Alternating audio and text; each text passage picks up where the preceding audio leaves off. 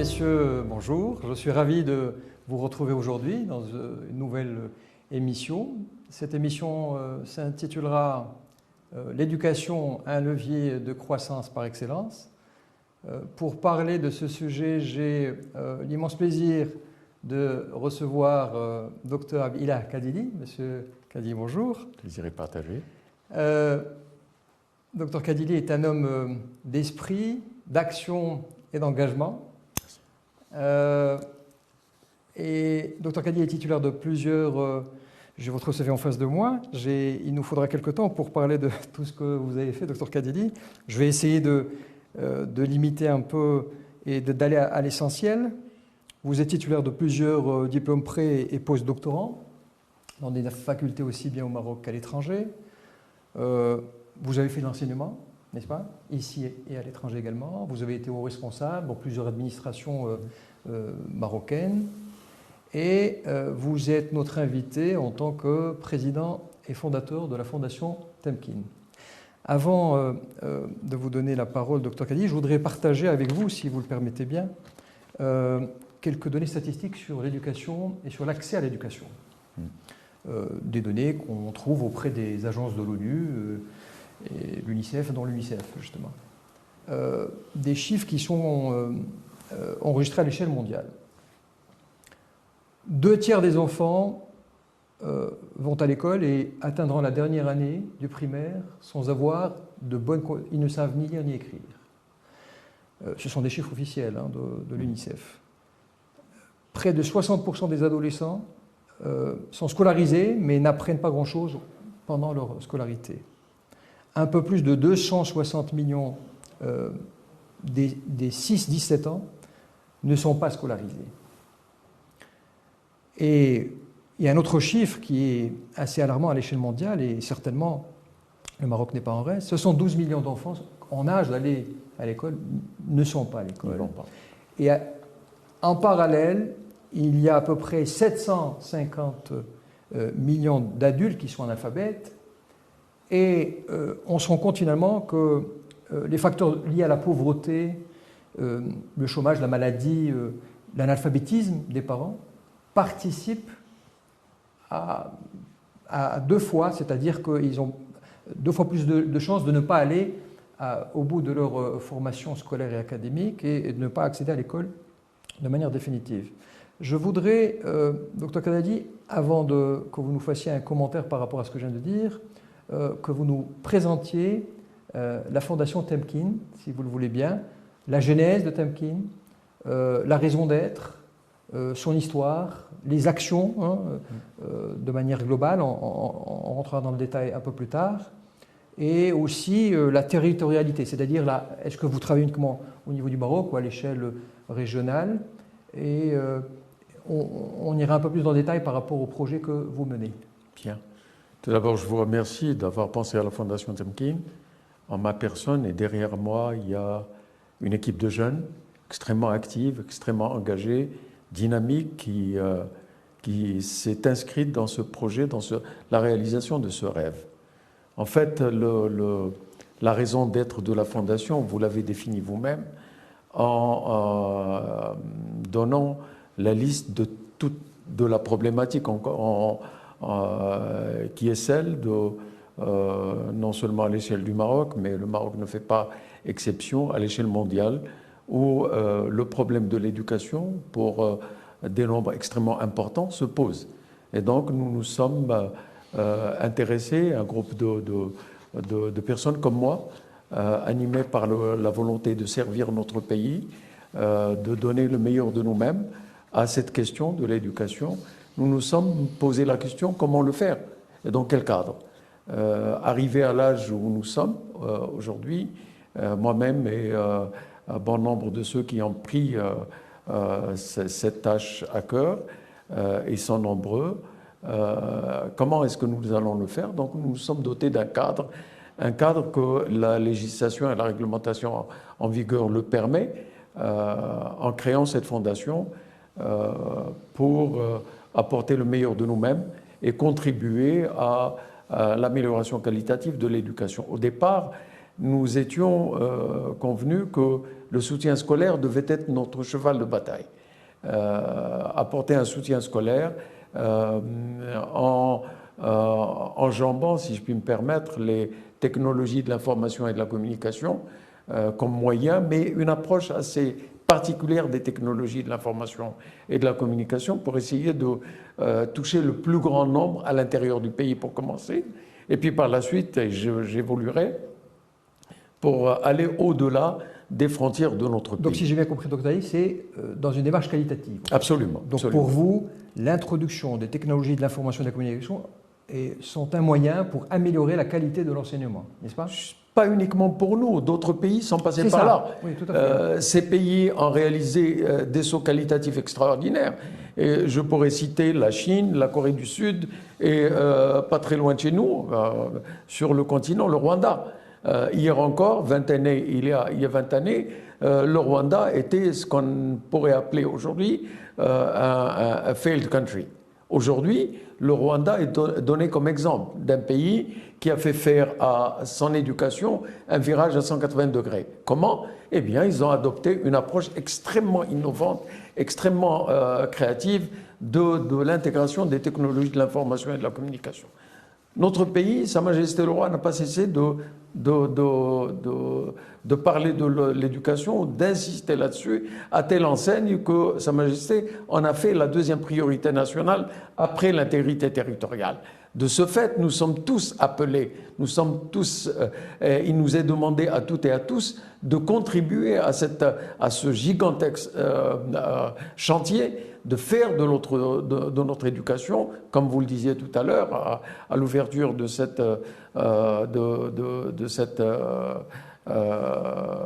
échange, le cheval de bataille pour assurer un développement économique et social dans notre pays. Parce qu'il y a un lien indéniable entre le niveau d'éducation, la qualité de l'éducation et la croissance, le développement dans notre pays. Et c'est vrai, vous avez raison, dans des pays dont le revenu est bas, un revenu intermédiaire, voire pays sous-développés, c'est là où justement il y a des problèmes d'éducation énormes, où la pauvreté et la précarité des parents entraînent en grande partie, comme je l'ai dit tout à l'heure, éventuellement la précarité des enfants par la suite, etc. Et c'est un cercle infernal de la précarité qui se transmet de génération en génération à cause justement de l'abondance scolaire et de la mauvaise qualité de l'enseignement. Et je pense que des fondations comme la vôtre participent à améliorer la qualité. Et j'ai été interpellé par votre logo. Il y a deux mots qui m'ont interpellé, qui sont excellence et créativité. Absolument. Et je pense qu'il faut aller dans ce sens. Alors, pourriez-vous, Dr Kadié, nous parler de ces deux aspects-là? Pourquoi excellence? D'abord, il y a les orientations royales. Il y a la déclaration de Sa Majesté. Et puis, il y a tout l'investissement que nous mettons à faire de notre éducation quelque chose de meilleur que ce qu'elle est aujourd'hui. Nous, contribuables, nous, citoyens, nous, responsables, nous, corps élus, nous nous employons tous et toutes à faire en sorte que notre éducation soit de qualité parce que nous en avons besoin. De deux choses l'une, ou bien notre éducation s'améliore, ou c'est le mur. Plutôt que d'aller dans le mur, nous avons choisi de contribuer à faire de l'éducation meilleure, à tout employer, à tout investir, à nous investir nous-mêmes et investir notre maîtrise, nos connaissances en matière de technologie de l'information et de la communication pour en faire une éducation de qualité. Nous n'avons pas le choix, en fin de compte. Comme d'autres pays qui ont, la Chine, il y a quelques années, il y a 10 ou 20 ans, son système éducatif était derrière celui du Maroc. Aujourd'hui, il est donné comme exemple parce qu'ils ont choisi de faire de leur éducation le moteur du développement et nous savons aujourd'hui où se trouve la Chine. Donc, ensemble, nous avons opté pour cette contribution active et agissante à l'amélioration qualitative de l'éducation.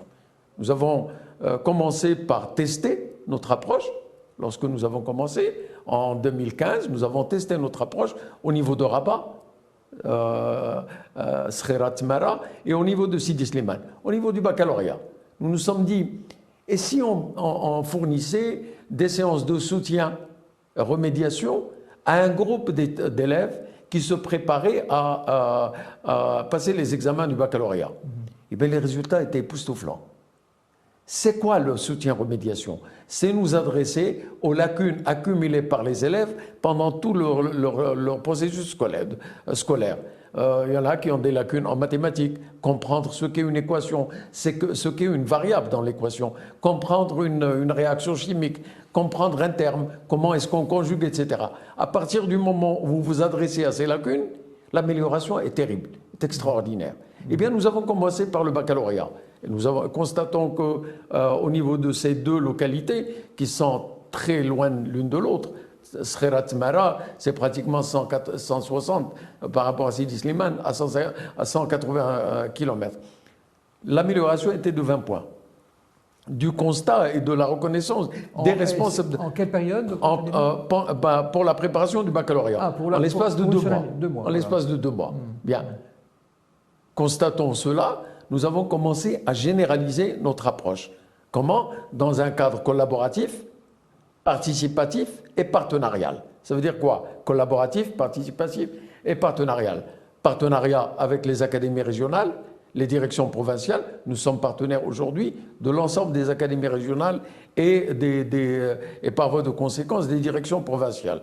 Comme vous le savez, il y a 12 académies régionales et il y a 83 directions provinciales.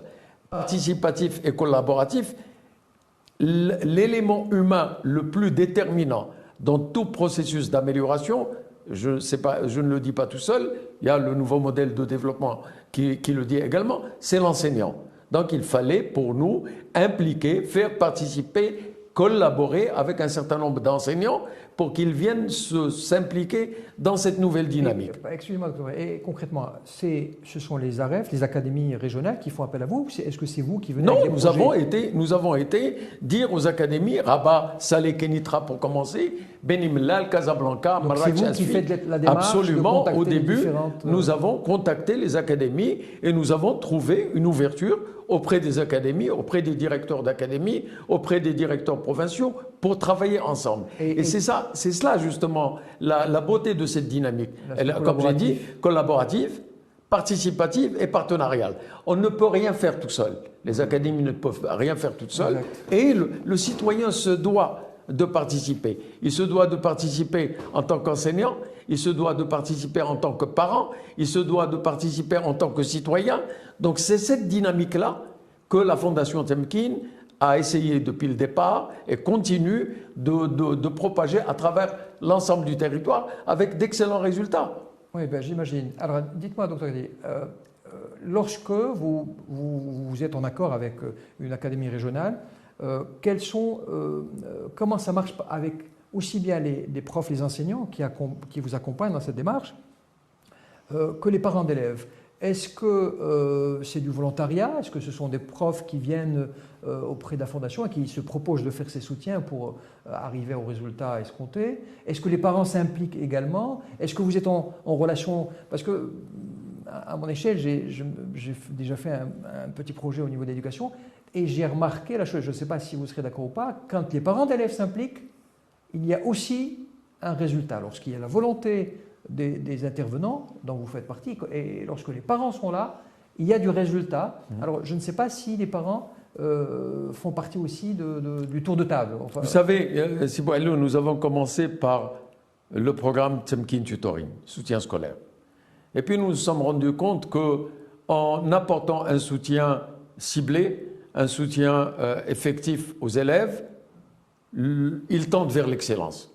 Donc nous avons développé un second programme qui est Temkin Excellence. C'est quoi Temkin Excellence? C'est encadrer les élèves, leur expliquer, les impliquer, et ceux qui se détachent parmi eux, ceux qui sont excellents, combien même nous pensons que l'excellence doit devenir la règle et non l'exception, hein, parce que, pour différentes raisons, d'abord l'investissement, l'appel de Sa Majesté, parce que absolument, nous n'avons pas le choix. Donc ceux qui se détachent, qui deviennent excellents, nous glanons des bourses auprès des universités partenaires, qui deviennent de plus en plus importants, pour les donner à ces élèves excellents. Aujourd'hui, nous avons quelque chose comme 800 personnes qui ont bénéficié des bourses d'excellence et de mérite donnés par les universités partenaires de la Fondation, Euromed de Fès, Université internationale de Rabat, etc., et j'en passe.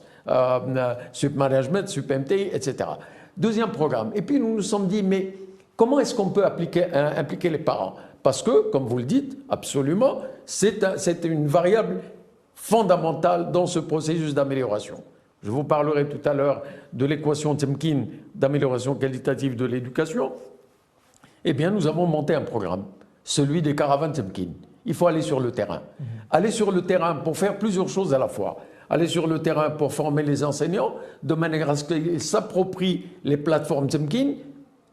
Pour votre information, Temkin a développé ses propres plateformes. Nous n'utilisons aucune plateforme qui ne soit développée par la Fondation. Non seulement nous utilisons nos plateformes pour la mise en œuvre de nos programmes, mais nous mettons nos plateformes à la disposition de nos partenaires, de nos sponsors et du commun des mortels et du public de manière générale. Toute personne qui veut utiliser les plateformes Temkin, soit la plateforme pour le soutien scolaire, pour l'encadrement, pour les séminaires, pour les bourses, etc. Et j'y arriverai. Donc nous nous sommes déplacés sur le terrain. Aujourd'hui, nous avons organisé 61 caravanes, dont 14 caravanes virtuelles. 61 caravanes, ça veut dire que nous sommes partis à Birgendouz par exemple. Tenez, nous sommes déplacés à Dakhla et nous sommes partis à Birgendouz. Vous savez que Birgendouz se trouve à 300 km de Dakhla et 70 km de Gergaret. Voilà. C'est aussi loin que ça. Nous sommes partis 3 fois à Birgendouz. Eh bien, nous avons trouvé sur le terrain un potentiel extraordinaire. Partout où nous allons. Nous sommes partis à Sazag, à Tata, à Gelmim, un petit peu partout, pour porter le message et porter cette dynamique. Rencontrer les enseignants. Former les enseignants à l'utilisation des plateformes Temkin et les certifier. Aujourd'hui, nous comptons quelques 15 200 enseignants qui ont été exposés à la formation et à des rencontres avec la Fondation. Nous avons rencontré des milliers de parents. Nous avons rencontré des dizaines de milliers d'élèves auxquels nous avons parlé de cette dynamique. Nous avons parlé de la dynamique de transformation. Nous avons également parlé de la dynamique des bourses, de la dynamique des séminaires, de celle des rencontres, de celle des rencontres virtuelles entre universités sur une plateforme, complex.temkin.org, entre universités marocaines et étrangères. Nous en avons organisé 2 éditions aujourd'hui, où des 84 000 élèves, parents d'élèves, ont pu interagir avec quelque chose comme 64 universités du Maroc, d'Inde, de l'Australie, de Nouvelle-Zélande, de Singapour, et nous sommes en train d'organiser la 3e version. Les technologies de l'information et de la communication, et les plateformes Temkin ont été développées dans ce cadre, sont de nature à donner énormément à nos élèves, à nos enseignants et au corps pédagogique d'une manière générale. Donc l'équation Temkin, je vous en parlais tout à l'heure, est justement ce que nous appelons aujourd'hui l'équation Temkin d'amélioration qualitative de l'éducation, prend en considération toutes les composantes qui sont intéressées de près ou de loin par l'éducation. L'élève, l'enseignant, pierre angulaire du système éducatif, oui, reconnu d'ailleurs par la feuille de route du nouveau modèle de développement économique, qui considère que l'enseignant est absolument fondamental. Et c'est une première. Et je pense que actuellement, le département de l'éducation est en train de développer un certain nombre de programmes pour faire de l'enseignant sa formation, sa maîtrise des technologies de l'information et de la communication, sa mise à sa disposition d'un certain nombre d'instruments, des tablettes, une nouvelle façon de les utiliser, etc. Des tableaux interactifs éventuellement. Des tableaux interactifs qui sont là. D'ailleurs, je me déplace demain à Dakhla pour un projet de création de salles multimédia, ce que nous appelons les salles Temkin. Il y en a actuellement 1322. Une salle Temkin modèle, qu'est-ce qu'il y a dedans? C'est un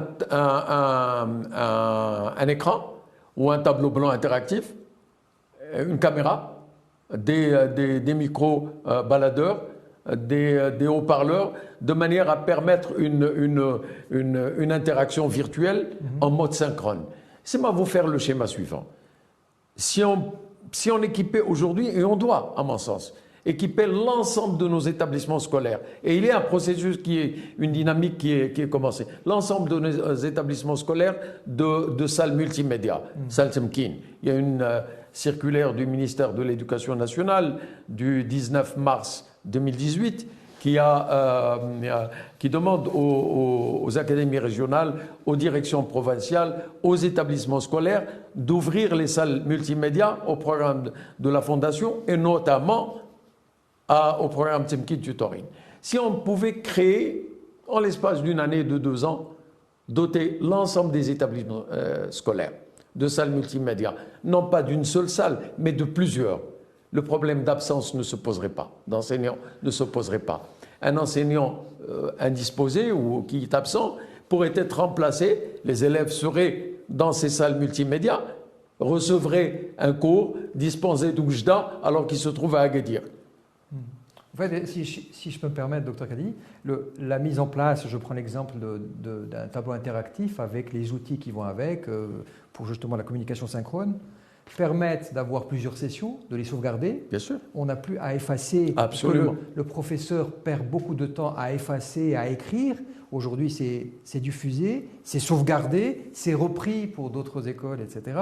Donc il y a vraiment... Et puis, parce que le problème qu'il y a, c'est que très souvent, les professeurs n'ont pas le temps de finir leur programme à l'année. À force d'effacer, à force d'écrire. Un professeur peut faire appel à ce qui a été fait par un autre professeur, l'utiliser, construire dessus, ajouter. Les librairies multimédia qui peuvent s'intégrer à ce... Vous savez, vous me rappelez une interaction du gouverneur d'El Jadida. Nous avons réalisé des salles Temkin dans un lycée, le lycée Moulay Abdallah Amrar, à El Jadida, et le gouverneur voulait savoir, et il a été posé la question à 2 élèves, une fille et un garçon, qu'est-ce que vous en pensez? Et je vais vous dire la réponse. Est-ce que c'est bon? Oui, c'est excellent. Est-ce que vous préférez au présentiel? Oui, pourquoi?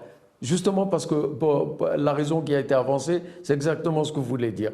C'est enregistré, on peut revenir à chaque fois, on peut revenir autant de fois que l'on veut pour revoir cela. Et la beauté de ces salles Temkin, c'est l'interactivité.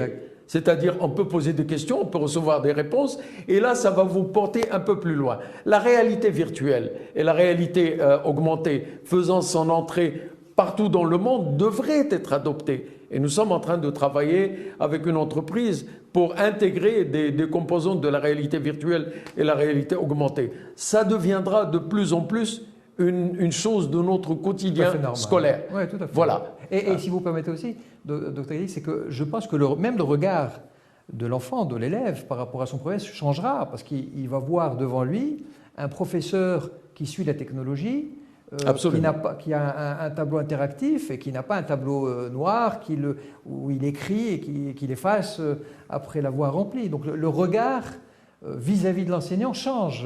Écoutez, aujourd'hui, dans un certain nombre de pays, l'enseignant parle et ce qu'il dit se transcrit sur le tableau et sur les terminaux des élèves, et sur les tablettes et les terminaux des élèves. Ce que nous préconisons, et c'est un projet que nous avons présenté, c'est de distribuer des tablettes, de les prêter à la limite à tous les élèves.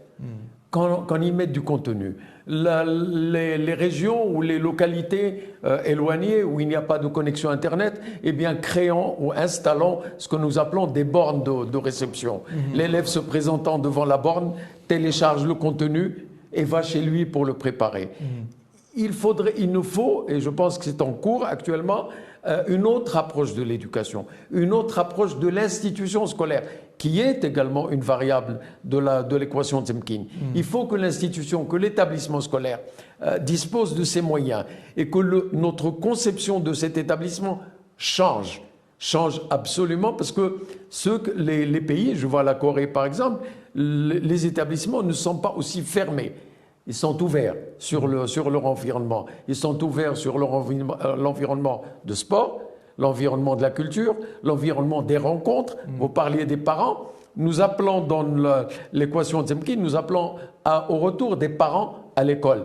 Et quand on dit ça, on nous dit comment ça, les parents retournent à l'école? Eh bien, il faut que les parents reprennent le rôle le rôle qui est fondamental, qui est celui d'encadrer. Quand on amène un enfant à la porte de l'école, il faut que cet enfant amène avec lui, soit équipé dans sa petite toolbox, dans sa boîte à outils, il faut qu'il amène un certain nombre de choses qui sont les valeurs fondamentales que seuls les parents peuvent donner et donnent généralement. Avec ces valeurs, quand il rentre à l'école, accompagné, quand il rentre à l'école, eh bien l'école y ajoute un certain nombre de choses. Le calcul, l'alphabet, etc. Et au fur et à mesure que l'élève transite par les différents niveaux, la boîte à outils grandit, se remplit, jusqu'au moment où, arrivant au banc de l'université, il a commencé à développer ses propres outils. C'est cela ce que nous plaidons. L'autorité locale, le rôle de l'autorité locale est fondamental dans ce processus. L'encadrement, l'impulsion, l'initiation, la coordination. Il faut que tout le monde soit là. Oui. Docteur Ghali, on a parlé des écoles. Je crois comprendre que vous intervenez dans l'école publique. Absolument. Et j'avais une question par rapport à cela. L'école publique aujourd'hui, elle est gratuite. Et on voit très souvent, entre guillemets, l'élite marocaine aller systématiquement vers d'autres types d'enseignement que l'école marocaine.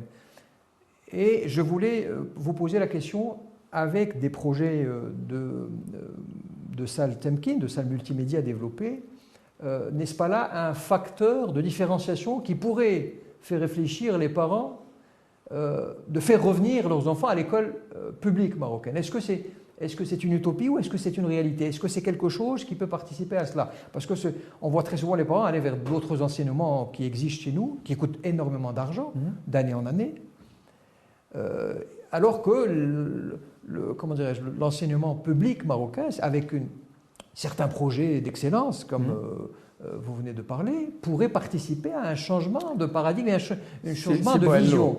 On se trompe à croire qu'aujourd'hui, l'école privée, entre guillemets, si je puis me permettre le terme, prend une part importante de l'enseignement.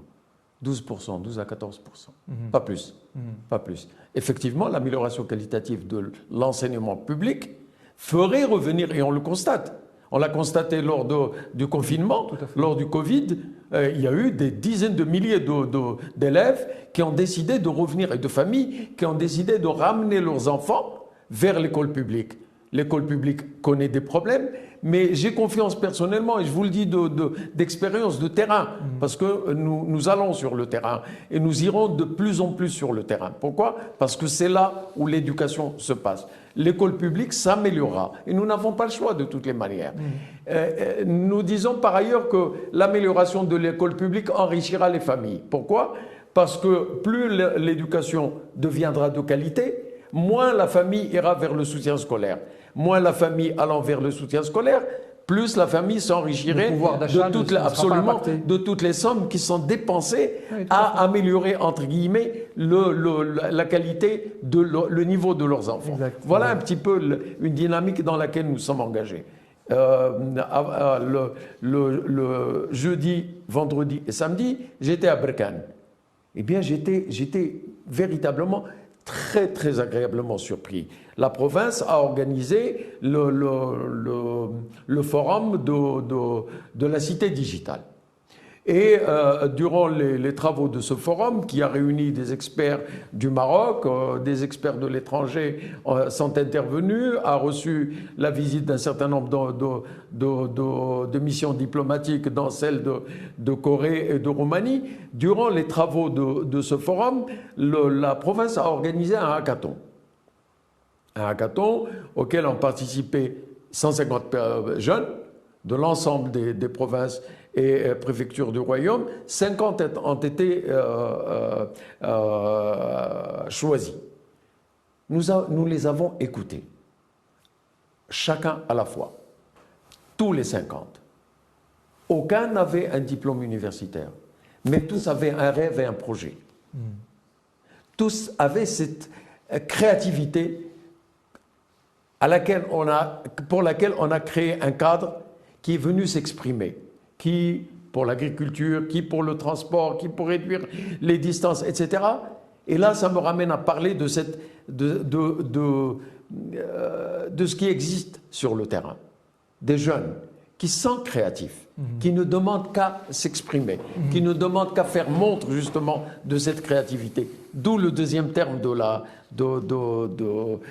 Fondation pour l'excellence et la créativité. Nous pensons à la Fondation que lorsque vous créez le cadre, vous donnez les moyens, vous y ajoutez une impulsion. Et Berkane est un exemple extraordinaire, ce qui se fait au niveau de la province. Eh bien, les jeunes sont capables de nous surprendre, quel que soit leur âge.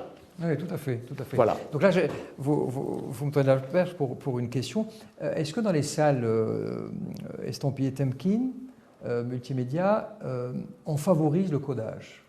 Bien sûr. Vous savez, dans plusieurs pays européens, le débat est là pour mettre un minimum de codage au niveau du primaire, au niveau du CM2. Est-ce que c'est quelque chose qui commence à avoir le jour chez nous? Écoutez, nous ne sommes pas encore au primaire, pour la simple raison qu'à vouloir tout faire, on finit par ne rien faire. Nous avons commencé par le baccalauréat et nous couvrons actuellement toutes les années du collège, du tronc commun et du secondaire qualifiant. Il est dans nos projets de descendre vers la 5e et la 6e, les 2 années du primaire. Ce n'est pas encore le cas. Pourquoi? Parce que nous voulons parfaire ce que nous sommes en train de faire, ce que nous avons commencé. Nous voulons transférer tout ce que nous avons vers les directions provinciales, vers les établissements scolaires. Cela ne sert à rien qu'une entité, la Fondation Temkin, en dépit de nos centaines de partenariats, etc., continuons à le faire nous-mêmes. Il faudrait que ce soit approprié par les établissements scolaires. Nous voulons mettre à la disposition de chaque établissement scolaire une plateforme, de manière à ce que l'établissement, le corps enseignant, le corps pédagogique puisse suivre et s'approprier ce que nous sommes en train de faire. Cette dynamique, nous sommes là depuis, réellement depuis 5 ans. Nous avons effectivement déposé nos dossiers en octobre 2015, mais nous n'avons commencé à travailler qu'en 2016 en attendant que les autorisations soient données, etc. 5 ans, d'accord, n'est pas une longue période pour faire ce que nous sommes en train de faire.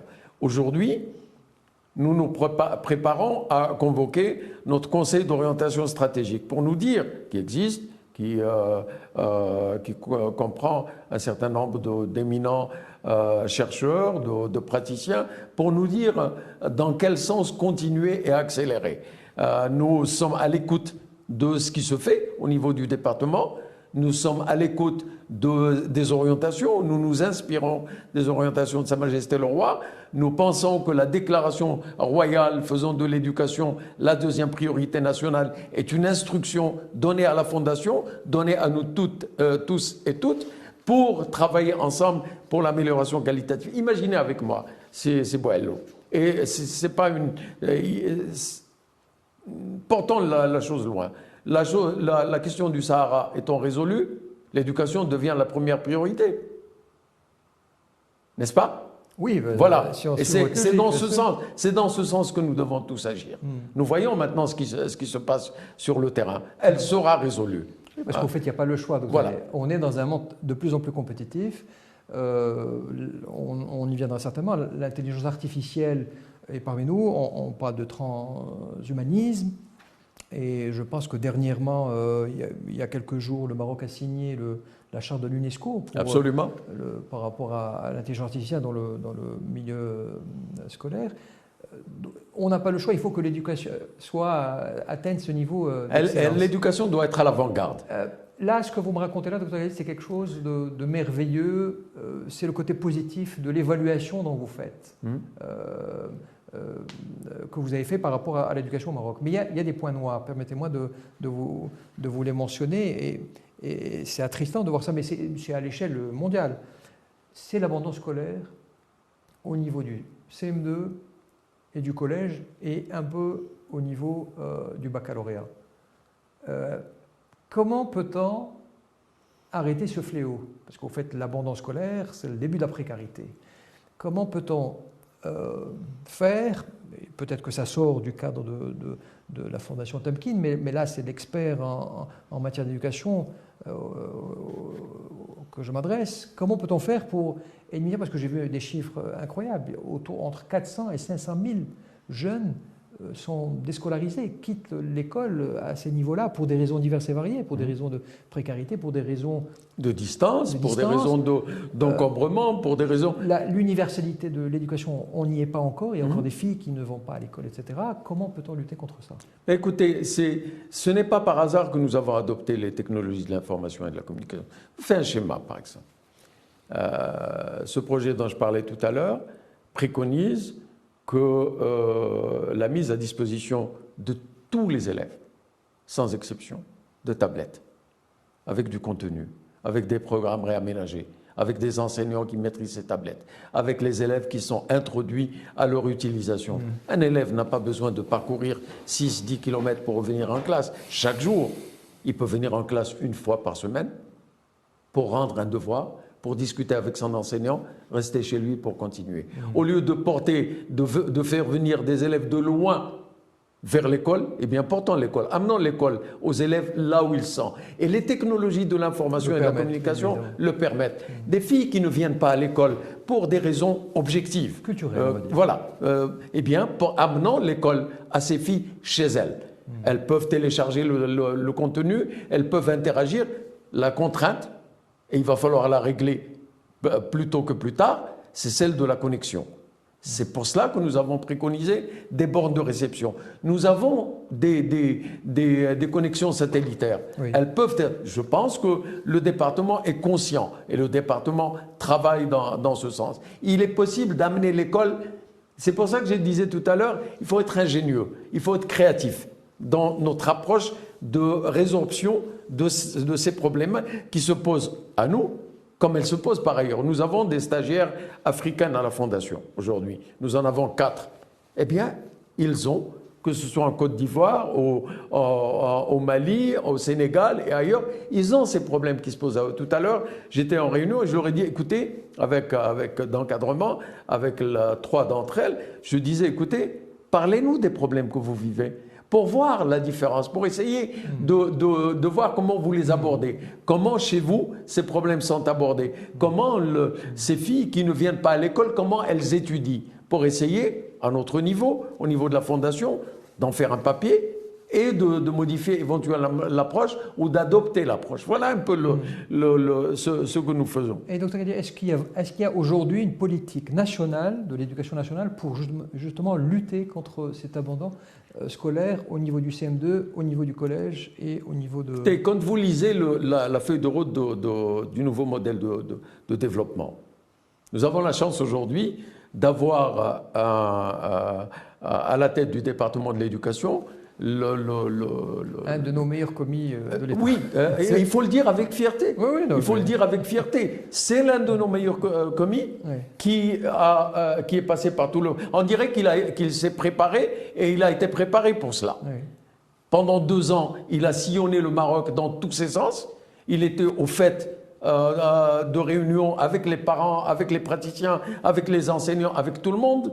En tant qu'ancien du département de l'équipement, il a fait cela également. En tant que ministre de l'Intérieur, il a fait cela. Il connaît le problème. Et puis voilà qu'il est à la tête d'une commission spéciale nommée par Sa Majesté pour nous dire comment nous développer. Et puis sa feuille de route, si vous permettez de vous aller, il y a le préscolaire. Absolument.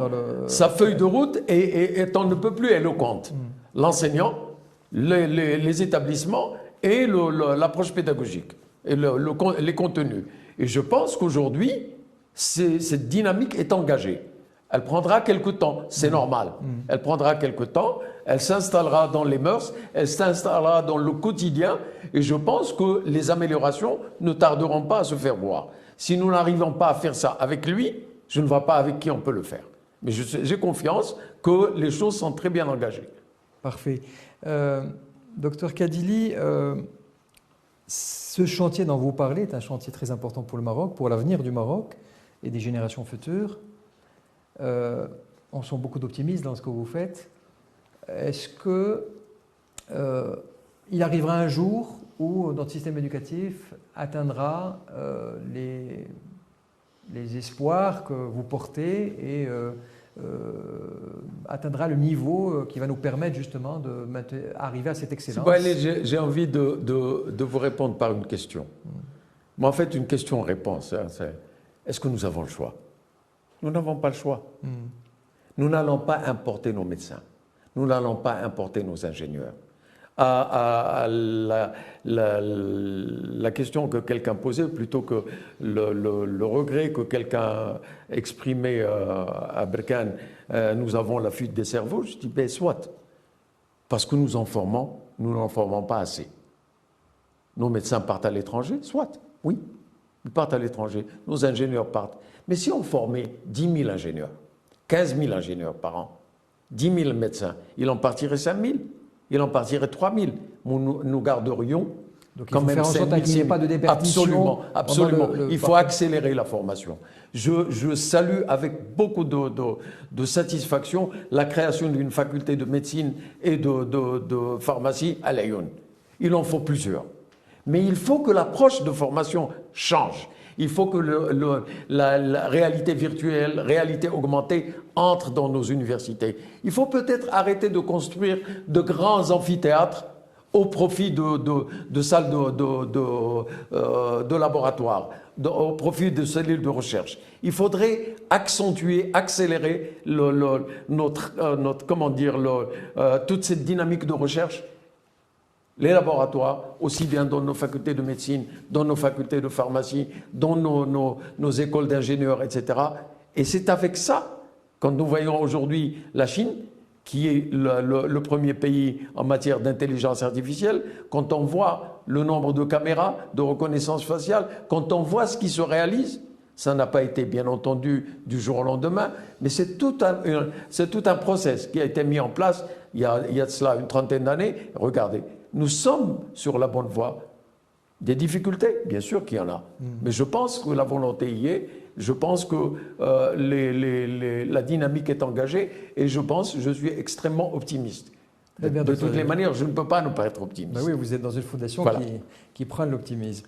Docteur Kadili, avant de finir cet échange passionnant et passionné, je voudrais que vous nous parliez, vous avez fait beaucoup de projets un peu partout au Maroc, un ou deux projets qui vous ont marqué et auxquels vous tenez. Et voilà, je voudrais que vous nous parliez de projets qui vous ont marqué par les défis qu'ils ont relevés, par l'impact, par les résultats éventuellement.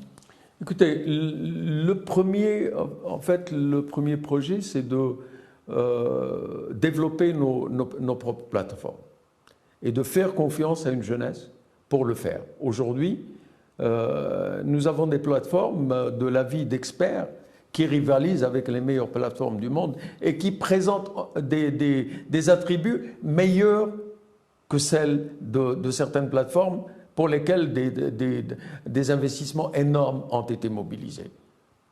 Elles sont propriétaires, les interfaces peuvent se changer à loisir, elles sont sécurisées, elles présentent l'attribut d'accommoder des milliers de personnes, ce qui n'est pas le cas dans d'autres.